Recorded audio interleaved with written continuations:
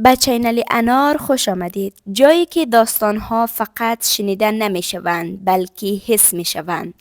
داستان امروز قصه سختی ها و تسلیم نشدن است. شاید بخشی از آن قصه خودت باشد.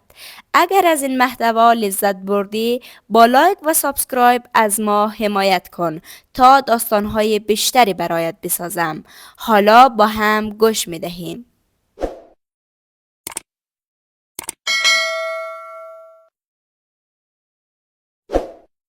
شب سردی بود. باد تندی از میان کوهها عبور می کرد و صدای زوزه‌اش در دره می پیچید. برف نیمه نشسته روی زمین زیر نور کمرنگ ماه می درخشید. در دل همین سرما کلبه کوچک با چراغ روشنی دیده می شد. در کلبه ناگهان باز شد و مرد جوان نفس نفس زنان وارد شد. لباسهایش خاکی و پاره بود، انگار راهی طولانی و سخت را پشت سر گذاشته بود. پیرمردی که کنار آتش نشسته بود سرش را بلند کرد و با آرامش گفت: بیا داخل، در را ببند، سرما هم دنبال تو می آید. جوان در را بست و کنار آتش نشست. دستانش می لرزید. من دیگر نمی توانم ادامه بدهم. پیرمرد چوبی به آتش اضافه کرد. شعله ها کمی بلندتر شدند. ادامه دادن چه چیزی؟ جوان با صدای گرفته گفت: زندگی، تلاش، هر چی که اسمش را بگذارید. هر بار که نزدیک موفقیت می شوم چیزی خراب می شود. انگار هر چی جلو می روم بیشتر فرو می روم. پیرمرد با دقت به او نگاه کرد. چند بار زمین خوردی؟ جوان با تلخی خندید. آنقدر که دیگر شمردنش را فراموش کرده ام. پیرمرد گفت: اوه، چند بار بلند شدی؟ جوان لحظه سکوت کرد. نمیدانم، شاید همان قدر. پیرمرد لبخند زد. پس هنوز اینجایی؟ جوان کمی عصبی شد. اما تا کی؟ تا کی باید ادامه بدهم؟ مگر آدم چقدر توان دارد؟ پیرمرد از جا بلند شد و به سمت گوشه کلبه رفت. طناب کهنه و سنگ بزرگ را آورد و جلوی جوان گذاشت. این را بلند کن. جوان با تعجب گفت: الان؟ برای چی؟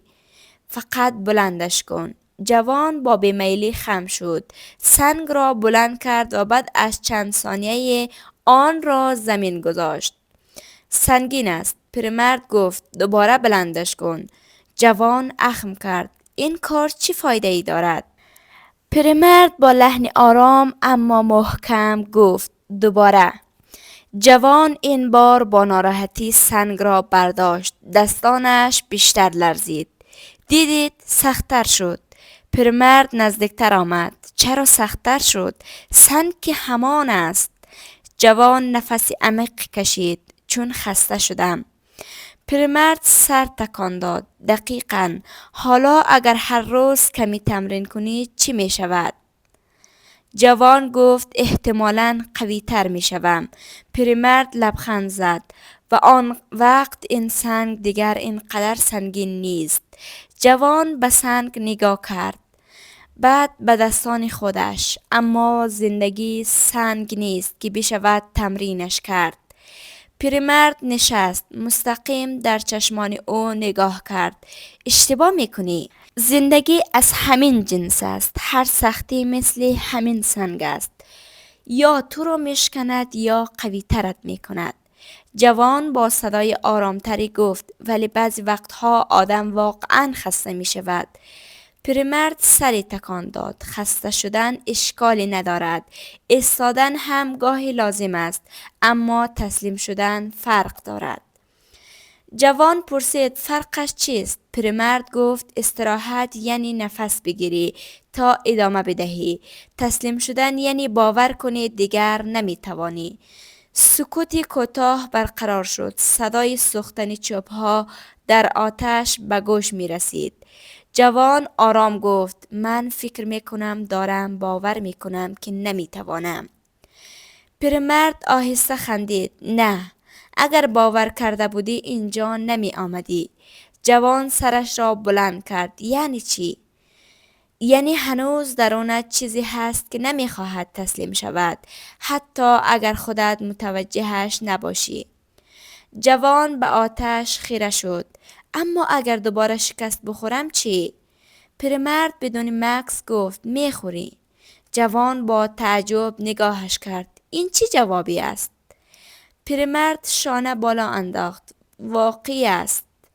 کسی که تلاش میکند شکست هم میخورد. اما سوال مهم این نیست. جوان آهسته پرسید. پس سوال چیست؟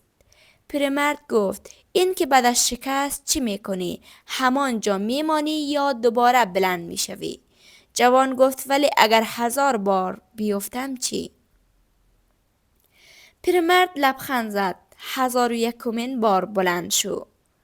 جوان خندید، اما خنده اش تلخ بود. این حرفها در داستانها قشنگ است. در واقعیت سخت است. پیرمرد کمی جلوتر آمد و گفت واقعیت دقیقاً همین است. فقط کسی که دوام می آورد آخر داستانش را می بیند. جوان به آرامی گفت یعنی شما هیچ وقت نخواستید تسلیم شوید؟ پیرمرد چند لحظه سکوت کرد. شعله های آتش در چشمانش منعکس شده بود. چرا؟